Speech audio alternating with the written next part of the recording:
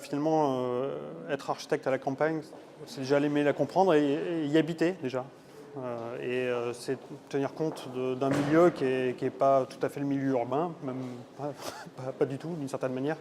Voilà. Et je pense que ça conduit à des pratiques d'architecture qui sont un petit peu singulières. Oui, alors l'atelier du Rouget, c'est travailler déjà d'une manière collective avec un certain nombre de personnes, puisqu'on est une quinzaine de personnes, et aussi dans des logiques pluridisciplinaires. Donc on intervient aussi bien pour des projets d'architecture que d'urbanisme et de paysage. Et finalement, c'est l'articulation de ces disciplines qui nous intéresse vraiment. C'est-à-dire qu'on se plaît beaucoup à travailler sur des projets qui font appel à toutes ces compétences-là, plutôt que, vous voyez, souvent quand on travaille dans des grandes agglomérations, les architectes sont cantonnés à des programmes spécifiques. Vous allez faire que du logement, ou que des piscines, ou que des aérogares. Quand vous travaillez dans des territoires ruraux, vous n'êtes pas spécialisé, vous êtes amené à travailler sur tout type de programmes, des petits équipements publics, de l'habitat individuel, groupé, collectif, mais aussi des espaces publics. Voilà, c'est extrêmement varié. Donc c'est vraiment ça qui nous plaît. C'est ne pas être cantonné en fait, à un programme particulier. Oui, réparation, parce qu'on intervient toujours à partir d'un existant. On ne travaille pas sur une feuille blanche, vous voyez.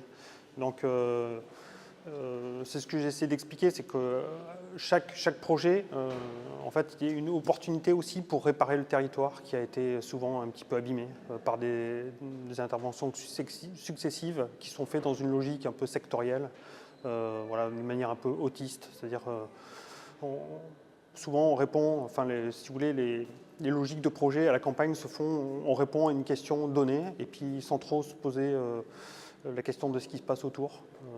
Et c'est ça qui nous intéresse vraiment. C'est à un moment donné, quand on nous donne l'opportunité d'un projet, il faut prendre un petit peu de hauteur et voir comment, en fait, le projet que vous êtes en train de traiter arrive aussi à avoir une résonance sur un territoire élargi.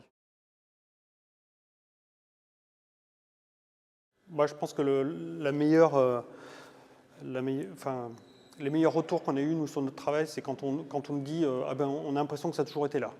Et ça, c'est le meilleur compliment qu'on puisse nous faire quelque part, parce que on est vraiment dans une autre logique que l'architecture spectacle. Nous, on cherche au contraire à plutôt répondre à des questions simples, avec modestie, voilà, avec une certaine frugalité, parce qu'on ne cherche pas à mettre en avant notre production, au contraire, on essaie de la fondre en fait, dans l'existant, et encore une fois, à réparer, quand on peut, des territoires qui sont un peu abîmés. Le dialogue est essentiel et en fait le monde rural le permet. C'est-à-dire que contrairement à certains projets urbains qui multiplient en fait les intermédiaires, vous avez des assistants maîtrise d'ouvrage, des programmistes, vous avez un architecte conseil de ci, de ça, qui fabrique beaucoup de filtres finalement entre le commanditaire, le maître d'ouvrage et puis la maîtrise d'œuvre. À la campagne, les choses sont beaucoup plus simples. Vous êtes en direct en fait avec les élus. Donc vous traitez directement avec eux, et en fait c'est souvent une question d'hommes. Et au final, les projets en fait sont relativement intéressants parce que justement il n'y a pas tous ces filtres. Donc il y a une sorte de simplicité qui fait qu'on arrive à des résultats assez simplement.